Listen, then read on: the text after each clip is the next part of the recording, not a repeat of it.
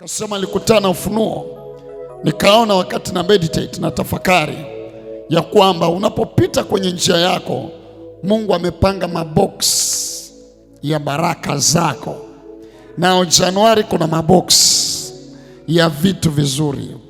Wengine box leo limebeba gari, mwingine box limebeba nyumba, mwingine box limebeba ndoa, mwingine box limebeba promotion, mwingine box limebeba kicheko tu, mwingine box limebeba heshima. Na haya mabox yamepangwa kwenye njia yako. So kuna box la Januari na kuna box la mwezi wa 6. Na usikiliza, ikitokea, na inatokea kila mara, hata leo ninavyoongea imetokea. Ikitokea wewe umepita njia ya mtu mwingine na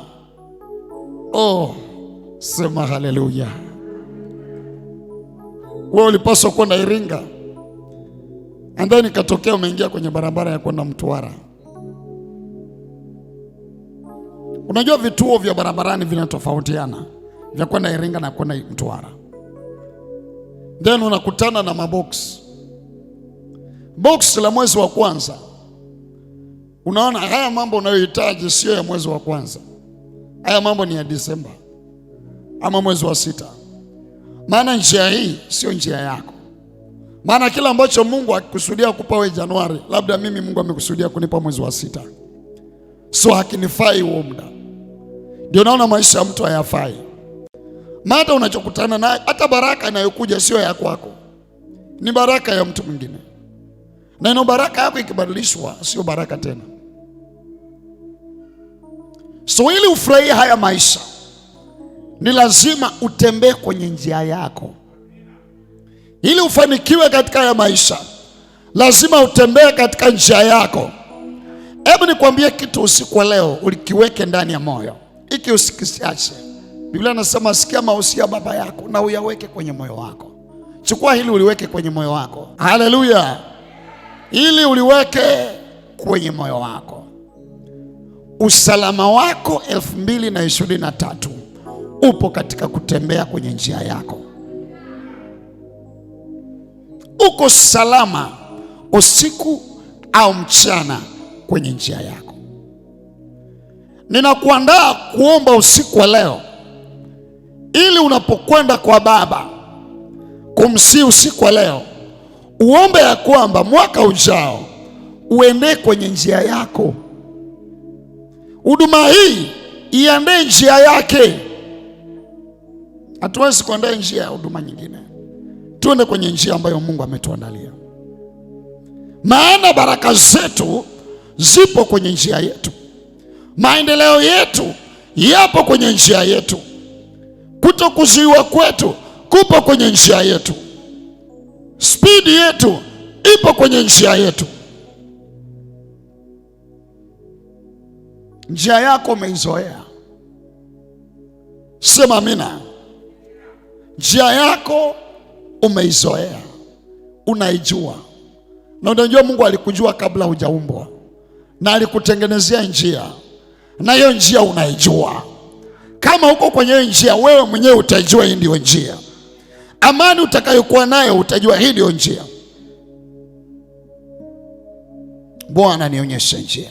Ayubu 41 ule mstari wa 32 anasema ufanya mapito yake kung'aa nyuma yake, hata mtu angedhani kilindi kina mvi. Sikiliza kwa makini. Nilisoma hii mistari kwa makini, Roho Mtakatifu akanionyesha kitu hapa. Kufanya mapito yake, hapa namzungumzia Mungu. Ufanya mapito yake kung'aa nyuma yake, hata mtu angedhani kilindi kina mvi. Ufanya mapito yake kung'aa nyuma yake, hata mtu angedhani kilindi kina mvi. Njia ya Bwana ufanya mapito yake kung'aa nyuma yake. Hawezi kupita mapito haya yaliyong'aa na ukaona giza. Sikiliza mtu wa Mungu. hufanya mapito yake. Na ninachoomba jioni ya leo ni Mungu akusaidie. Unaposafiri mwaka ujao toka Januari kwenda Disemba, hautapita mapito mengine, utapita mapito ya Bwana. Yaani Bwana atakutangulia. Akikutangulia, Bwana hufanya mapito yake kung'aa nyuma yake. Kama utamfuata Bwana, hautakosea njia, maana mapito yake yanang'aa nyuma yake. Sema amina. Mstari unaofuata anasema hivi: juu ya nchi hapana anayefanana naye, aliyeumbwa pasipo oga. Mstari unaofuata, yeye hutazama kila kitu kilicho juu, ni mfalme juu ya wote wenye kiburi. Kala babosi alabayaba lemo sotolo bragadaba. Alikuwa akizungumzia Lewithani, lakini tunamzungumzia zaidi ya Lewithani. Sema amina iliyo haya.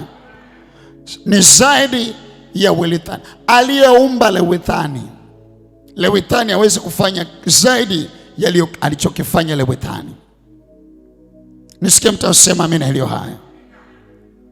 Anasema yeye hutazama kila kitu kilicho juu, ni mfalme juu ya wote wenye kiburi.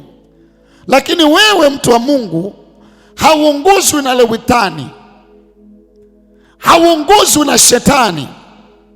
Wewe unaongozwa na Yehova, Mungu aliyeumba mbingu na nchi. Kama shetani anaweza kufanya njia ikang'aa, Mungu ana uwezo wa kuing'arisha njia yako. Kama unaamini sema amina iliyo hai. Hautapitia njia ya adui katika jina la Yesu Kristo. Wakati mwingine adui ni muongo, hata kufanya uone njia yake kama ni njia ya kweli, lakini kumbe ni njia ya kuangamiza.